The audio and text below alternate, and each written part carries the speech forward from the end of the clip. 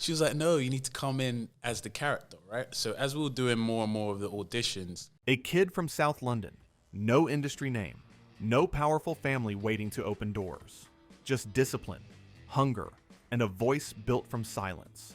He didn't crash into Hollywood noise. He studied it. I measured it, stepped into it with the same precision as an actor stepping into character. Global fame on one side of the mirror, quiet, careful, private living on the other, red carpets, private dinners, studio negotiations, silent prayers before cameras roll. One role didn't just change his career, it changed how the world saw a leading man. So tell me, is success about being seen or being undeniable? Camera slowly fades into early life clips, walking past brick row homes in South London. Before the lights, before the cameras, before Hollywood spoke his name, there was Peckham. Damson Idris was born in South London, the youngest of 6 children, a home where love was abundant, but resources were not. His mother worked tirelessly, multiple jobs, long hours, no shortcuts. She built stability out of determination, a foundation stronger than any mansion walls. Like many boys in his neighborhood, Damson first dreamed with a ball at his feet. Football was hope. Football was an escape. But dreams in Peckham don't always run straight. Injuries, opportunities missed. The reality is that talent doesn't always equal access. And when football slipped from his hands, something else quietly called his name: the stage. He discovered performance not just as entertainment, but as language, a place where emotion mattered, where imagination had weight, where pain could be turned into meaning. He entered the National Youth Theater, a place that changed his trajectory. Not overnight, not magically, but through craft. Acting wasn't glamorous. It was discipline, hours of rehearsal, learning breath control, learning presence, learning to listen. And while London around him moved fast, he moved with intention. Growing up in Peckham meant learning contrast early: beauty and struggle, joy and danger, hope and reality. It was a place full of culture, full of laughter, full of rhythm, but it was also a place where you learned to survive. Staying grounded wasn't just a virtue, it was a necessity. And that's where Damson learned the lesson that shaped him forever. The world does not owe you a stage. You must build your own doorway. He made a decision that required a different kind of courage: to leave, to expand, to compete in a city where everyone is chasing the same dream. Los Angeles was not a promise, it was a test. If the world didn't expect much from you, would you dream bigger or play safe? He chose to dream, and the world was about to feel it. Success never arrives suddenly. It builds quietly behind closed doors, inside moments of rejection, repetition, and relentless faith. Damson Idris learned this the hard way. When he arrived in Los Angeles, he was talented, sharp, hungry, ready. But Hollywood isn't moved by talent alone. It's moved by timing, training, and a kind of patience that breaks most dreamers before it rewards them. He auditioned. He waited. He heard no more times than most people could endure. To become the roles he dreamed of, he had to learn to speak a new language. Not Spanish, not French, but the language of Hollywood performance. Not just an American accent, an American stillness. That unspoken confidence that commands attention without demanding it. Then came the moment that shifted everything. A meeting with John Singleton. Singleton filmmaker, visionary, cultural architect, the man who gave voice to South Central LA on screen, saw something in Damson that others overlooked. Control, discipline, a patience that read like confidence. John Singleton didn't just give him a script. He gave him a mirror, a chance to reflect everything he had lived, seen, and studied through the eyes of Franklin Saint. Snowfall wasn't just a TV show. It was a social portrait. Franklin Saint wasn't written to be a hero or villain. He was written to be a real young black man navigating power, pressure, and survival in a world that rarely forgives either. Through Damson's performance, Snowfall became more than entertainment.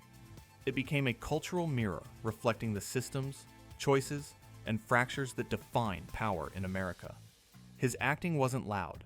It was precise, measured. A study in how stillness can say more than rage ever could. Singleton didn't just cast him, he anointed him. But greatness, once revealed, doesn't stay contained.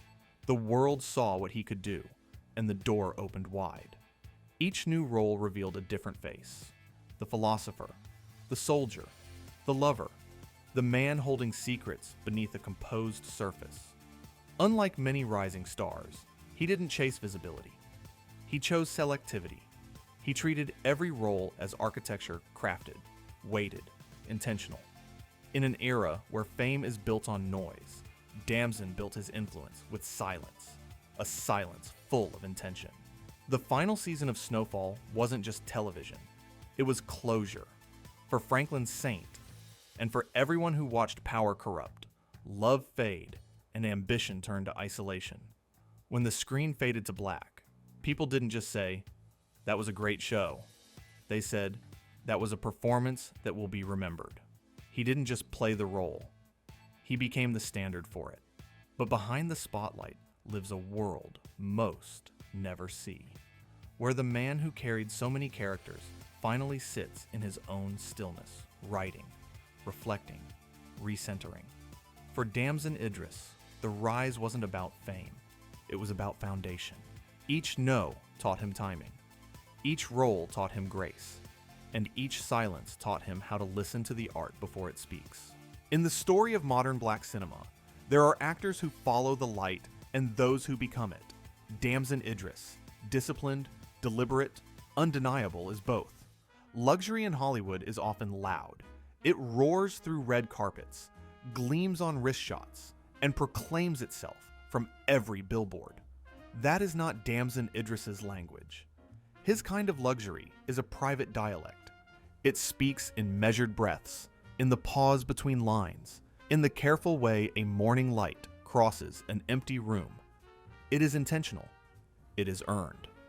He lives in 2 cities and 2 rhythms: Los Angeles for work, London for the pulse of home. Both places are built with the same code: restraint, meaning, and craft. The homes are not trophies. They are studios, places where work becomes shape, where thought becomes performance. In Los Angeles, the house sits low against palm trees. The architecture favors light, not ornament. The walls are neutral sand, stone, and soft black. Floors are warm concrete. Furniture is minimal and hand-selected. Nothing competes for attention. The art does not shout. It nods. African masks, British prints, framed script pages. Each piece connects a line from his past to the present. It is a conversation across continents. In this home, every sense is curated. The faint trace of sandalwood hangs in the air. Windows stay open just enough to let in the hum of Los Angeles at dawn. Music plays softly, most mornings Cleo Sol, sometimes Fela, depending on the day's rhythm. The house smells of coffee and candle wax. The mood changes with the light. There's a low piano note in the background and the quiet shuffling of script pages. Nothing feels staged, but everything has purpose. Even silence has design. His mornings begin slowly. No rush, no team of assistants. Just him, a cup of tea, and a moment to think before he becomes anyone else.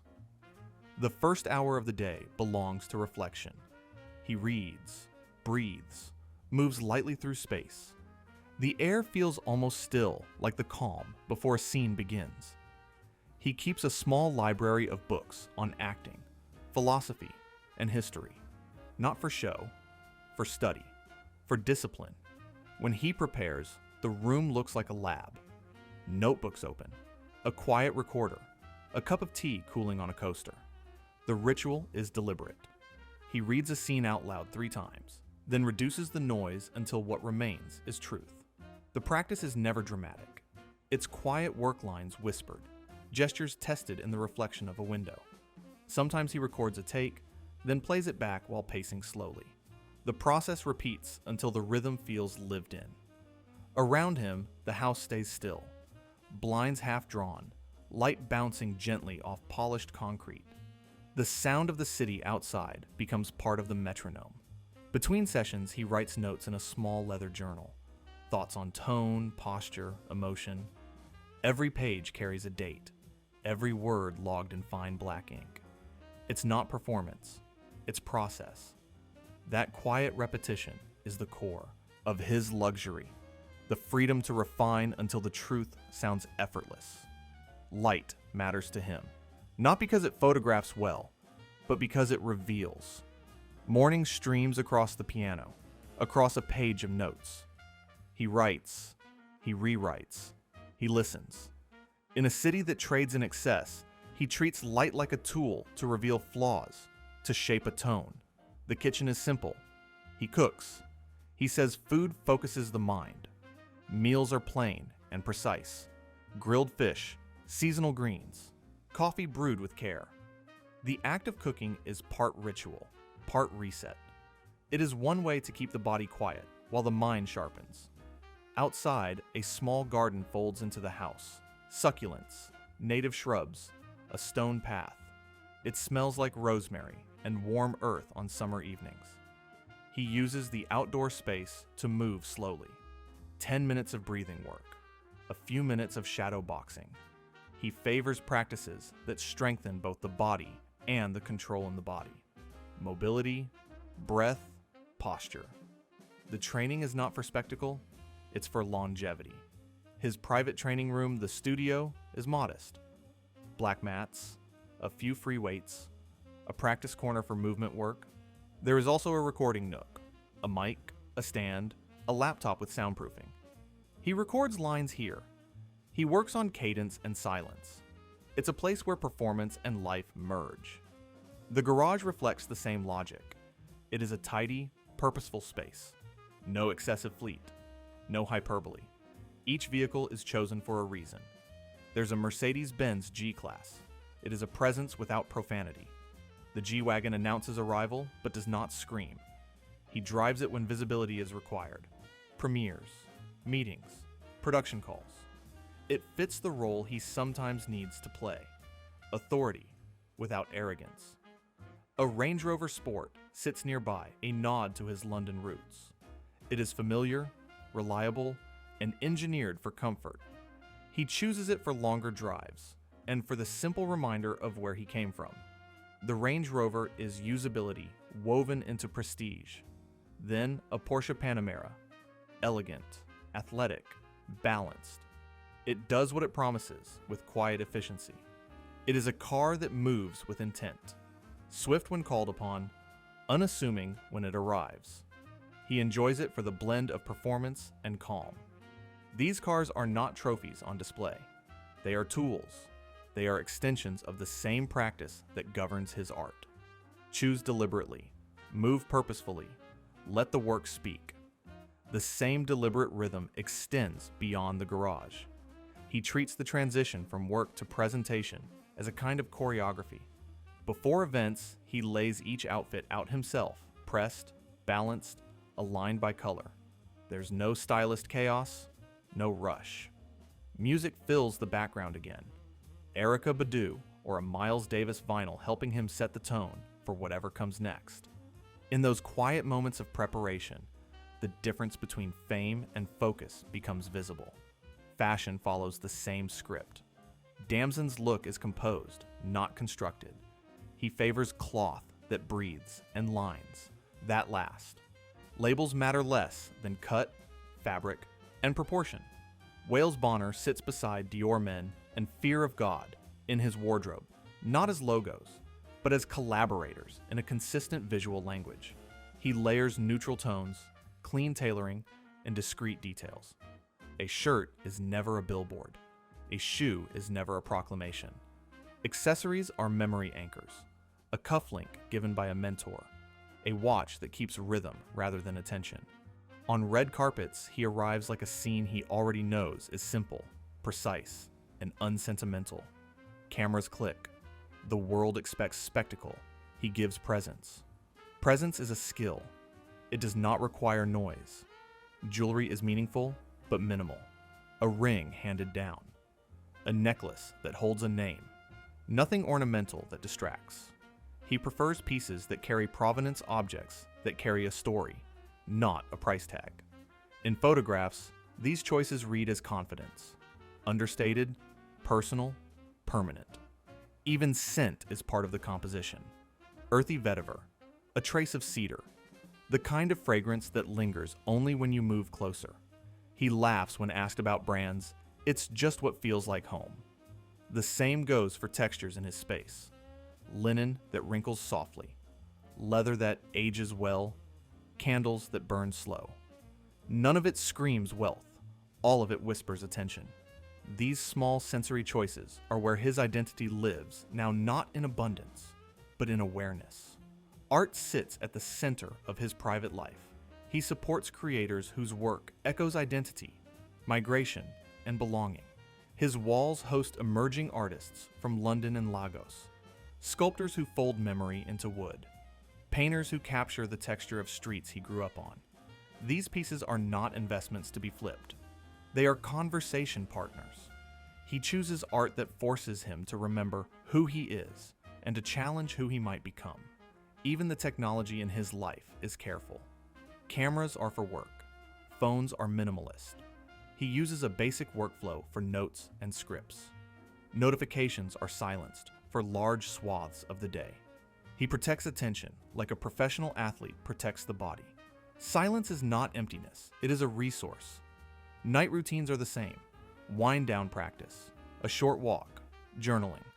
He writes not to broadcast, but to remember. Lines he liked, arcs he wants to explore, people he wants to thank. The final page before bed is gratitude. The habit keeps perspective intact. This kind of luxury is not flashy because it does not need to be. It is built from a string of daily refusals. Refuse distraction, refuse spectacle, refuse haste. The result is a life where every choice echoes the same principle, refinement through discipline. He has also maintained London ties. The flat there is compact, efficient, and warm. It anchors him to language, family, and history. He returns to that small domesticity, to reset, to speak with relatives, to walk old streets where formative conversations happened. Frequently, those trips inform choices he makes in LA. The two homes exist in service to the same end, the steady rehearsal of self. The question luxury poses for Damson is not, what can I display, but what must I protect? He protects attention, craft, and space. He protects the people around him from the machinery of celebrity. He protects his own growth from noise. Protecting that growth means guarding routine. Weekends often begin with stillness. No phones until after meditation. No calls until sunlight floods the studio. Breakfast is eaten outside, shoes off, toes pressed against warm concrete. It's grounding, literal and symbolic. He says it keeps him connected to the earth, a reminder that fame is built on something simple. Later, he'll read poetry, usually Baldwin or Worcestershire, and write a few lines of his own. The rhythm returns. Solitude, sound, sunlight. When the day closes, he diffuses lavender oil and plays soft jazz John Coltrane, slow and blue. The same song cues the same calm, signaling to his body that rehearsal is over. It's repetition, but never routine. Luxury, in its quietest form, is knowing your own rhythm and respecting it. If you could choose, would you rather own something that screams or something that steadies? Would you rather be famous for a moment or excellent for a lifetime? For Damson Idris, the answer is clear. He has arranged his life so his work can keep speaking long after applause fades. His mansion, cars, and clothes are not the point. They are the surround for the main performance, a disciplined life. At dawn, he will rise, not to check feeds, but to read, not to pose, but to practice. The luxury in his world is the ability to do that, day after day, uninterrupted. This is the kind of wealth that lasts, quiet, true, and fashioned by intention. Beyond the screens, beyond the premieres, beyond the headlines, there is a man who values silence. Not silence as avoidance, but silence as protection. In a world built on spectacle, Damson Idris chooses privacy. Not secrecy, privacy. Because the real story, the real growth, happens when the cameras are not pointed at you. Even after fame arrived, he kept a quiet circle. Family first. A few close friends, not many. People who knew him before the world did. Being the youngest of 6 taught him to observe, to listen before speaking, to understand what love looks like in action, not just words. The home reflects this too: uncluttered, warm, grounded. Everything in his life is intentional now. His personal relationships have made headlines before. High-profile moments, public curiosity, online speculation. The kind of attention fame invites, whether you ask for it or not. But Damson doesn't respond with speeches or statements. He responds with dignity, with silence. Because some parts of life are not meant for public debate. He understands something many in Hollywood don't. You don't owe the world access to your heart. Love, to him, is sacred, not content, not performance, not a headline to trend for a week. When the world watched, he stayed still. When the world talked, he stayed grounded. Silence, sometimes, is the loudest form of self-respect. He values the heritage, the lineage of people who came before him. He values family and the love that raised him. He values peace, the one thing money can't buy, but fame can threaten. No matter how far he travels, the foundation remains the same. Peckham is not just where he grew up, it is the compass he returns to. That grounding is why fame didn't fracture him. It clarified him. He spends long hours studying scripts, not just to memorize, but to understand, to break apart emotion, to dig beneath the surface of every line. Because for him, acting is not imitation, it is transformation. When he's not working, music fills the room. Not the loud kind, the kind you feel. Fela Kuti, Burna Boy, Sade, John Coltrane, a soundscape of heritage and reflection. Sometimes the release is as simple as a drive with no destination, just road, headlights, and air clearing the mind. Peace is not something that just happens. It is built, protected, curated. He has learned that not every opportunity deserves a yes. Not every invitation deserves attendance. Not every comment deserves a response. In an industry that thrives on exposure, he chose preservation. In a culture obsessed with being seen, he chose meaning. The real luxury is control. If the world watched your every move, what part of your life would you choose to protect? Because what he protects in private is what allows him to give in public. Fame, for some, becomes a mirror. For Damson Idris, it became a doorway.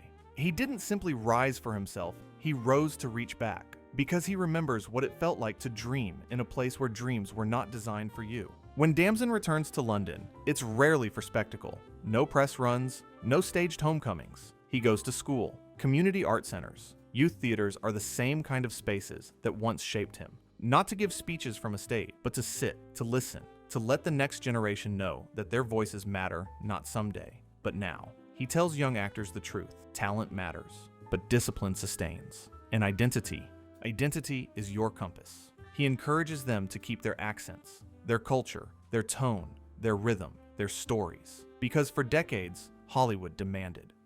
Through Franklin Saint, Damson introduced something America had rarely seen, a Black British identity portrayed with depth, clarity, and power, not as other, but as equal. He challenged stereotypes quietly with performance instead of confrontation, and the industry noticed. Suddenly, casting directors began to see Black British actors not as outsiders, but as storytellers with distinct emotional language, rhythm, and resonance. Damson didn't just open a door, he widened the hallway. He supports mentorship pipelines that help young performers access audition training, vocal coaching, and emotional preparation, the tools of longevity. Not shortcut, not overnight fame, foundation. Because the goal is not to be seen once, the goal is to stay. When asked about responsibility, Damson never claims to be a role model. He simply says, "If I've climbed, I should leave the ladder in place." That is legacy without ego, leadership without performance, a different kind of influence, one rooted in steadiness, not spectacle. Damson exists at the intersection of identities: British, African, global, Black. He shows that you can carry every part of your story without reducing it to something the world can digest easier. His success didn't dilute his culture, it amplified it. He didn't just succeed in Hollywood, he brought his entire culture with him. What does success look like if it isn't about leaving where you're from, but rising while still holding it close? And now, with his legacy still unfolding, one truth is clear. He changed more than his life, he changed the conversation. From Peckham streets to Hollywood lights, Damson Idris proved that power doesn't always announce itself. Sometimes it walks in quietly. Sometimes it sits in stillness. Sometimes it simply becomes undeniable. He didn't demand the world's attention. He earned its respect with discipline, with intention, with patience in a world addicted to speed. And maybe the lesson is this: you don't have to change where you come from to become who you're meant to be. You just have to remember why you started. So we ask you, is Damson Idris the blueprint for the new era of global black stardom? Quiet, grounded, intentional, or is he only the beginning? If stories like this speak to you, subscribe to the Black Empire Files.